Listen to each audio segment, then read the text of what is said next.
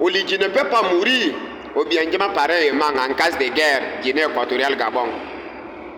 Je vois certains citoyens de nos deux pays là sur les réseaux sociaux en train de parler de guerre. Je dis merde, la BTT c'est la plus grande maladie au monde. Tu connais ce qu'on appelle la guerre. Toi tu prends les bombes sur le boutiquier va fermer sa boutique.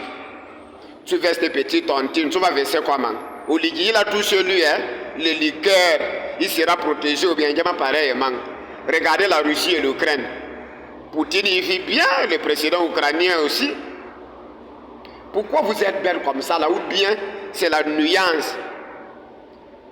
Tu vois le wifi de voisin, soit le téléphone, tu parles de n'importe quoi sur les réseaux sociaux. Tu ne peux même pas supporter le bruit d'une ambulance, le bruit d'un camion, pim pim, tu seras embêté.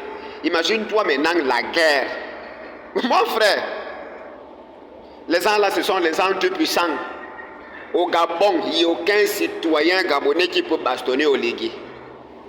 Tu te bats avec Oligi, il n'est pas seul. Il est accompagné de ses gardes-corps, ses ans, les gens qui sont entourage de lui. Il te tape un coup de poing, c'est bon. Si tu lui tapes un coup de poing, on va t'attacher comme un crocodile. On va te mettre dans un endroit où tu vas perdre la notion du temps. Tu ne connais pas si c'est janvier, février, mars, avril, mai, juin, juillet, août, septembre, novembre, décembre. C'est quelqu'un qui te dit, oh, on est déjà en 2032, hein. Qui peut bastonner au Benjamin en Guinée équatoriale? Tu vas passer par où c'est? Toi, tu penses que Nicolas Obama, ça me femme, il va voir comment tu bastonnes au Benjamin? Même dans les rêves. Mafumbi. Donc, Sima, il va voir comment tu bastonnes l'air Dieu. Tu es mort en guerre. D'abord, ça va commencer comment? Tu bastonnes Paul Biya. Qui va faire ça au Cameroun? Francis Ngannou. On l'attache comme un crocodile. D'abord, tu passes dans l'air zone. Ta vie en danger. On peut même tirer sur toi. Et fin de l'histoire. On donne les millions à ta famille. Et ta famille sera contente. Je ne sais pas qu'est-ce qui nous pousse à parler trop de bêtises sur les réseaux sociaux. Ou bien c'est parce que c'est un de nous. On a les comptes TikTok monétisés. Au fur et à mesure, tu as les visualisations, les likes. On te paye. Mon frère, la mentalité bizarre là, ça condamne, hein?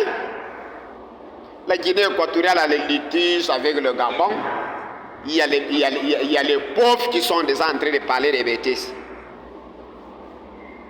Même dans la famille, combien de fois tu t'es battu avec ton cousin, ta cousine et ta soeur, même père, même mère, le même vent.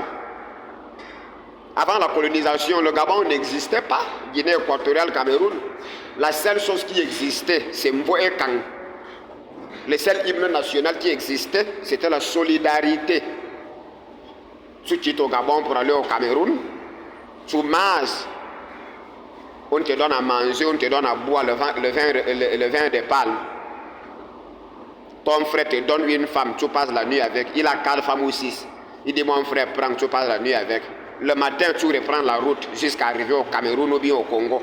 C'était comme ça là. Tu penses que le français, pour montrer à un Gabonais comment fabriquer la bombe atomique, jamais. On doit rester derrière eux. Tu penses qu'un Espagnol peut montrer à un Équato-Guinéen comment fabriquer l'anesthésie? On est bête. Moi, je continue dans ça. La carte de séjour d'un Espagnol en Guinée équatoriale coûte moins cher par rapport à un Gabonais, un Camerounais qui est là à côté. La carte de séjour d'un Équato-Guinéen, un Tchadien, un Congolais, un Camerounais coûte plus cher par rapport à la carte de séjour d'un Français. Vous croyez que c'est à cause de quoi? C'est la politique qui tue l'être humain. C'est pire même quand tu es pauvre. Je ne sais pas si c'est parce que le fanatisme, et c'est le fanatisme qui nourrit les pauvres. Tu vas trouver le football, les Barcelonais, les Madrilènes qui se battent. Rodrigo, il est riche, Mbappé, Lamine Yamal, tout ce monde-là, Lewandowski. Mais c'est le pauvre qui est là en train de crier, machin. Il y a beaucoup de gens qui sont morts à cause de ça. La croyance en Dieu, toujours les pauvres. Tu ne vas jamais trouver des vidéos dans l'église. Les vrais gens là. Fallait pour payer par l'église tous les jours pour faire quoi? C'est pour les pauvres. il peut partir à l'église, et si c'est une grande fête, Dieu lui a invité, le mariage et tout. Mais toi là, avec ton cerveau de cafard, tu penses que, comme toi tu te trouves au sommet, c'est l'église qui va te donner les opportunités. C'est à cause de ça ils avaient dit, c'est difficile pour un riche de rentrer dans le royaume de Dieu parce qu'ils savaient. Il y a 3 personnes qui partent dans les églises là, les frustrés, les gens sans espoir et les gens qui sont bêtes dans leur tête. Ils courent en Dieu et comme coutume, non? J'ai trouvé mes ancêtres en train de courir en ça. Ils ne croient pas ça à cause de ils ne croient pas en ça à cause de la logique. Il fait parce qu'il a trouvé, c'est comme l'habitude, le fanatisme. Le pauvre, c'est le pauvre qui souffre plus. Voilà. Omar Bongo avait dit, je préfère un chien, un ministre, un chien. Ce sont les vrais dieux. Toi, tu pries le Dieu là depuis quand là, tu n'as même pas un terrain quelque part. Regarde-toi déjà la calvitie, les cheveux blancs.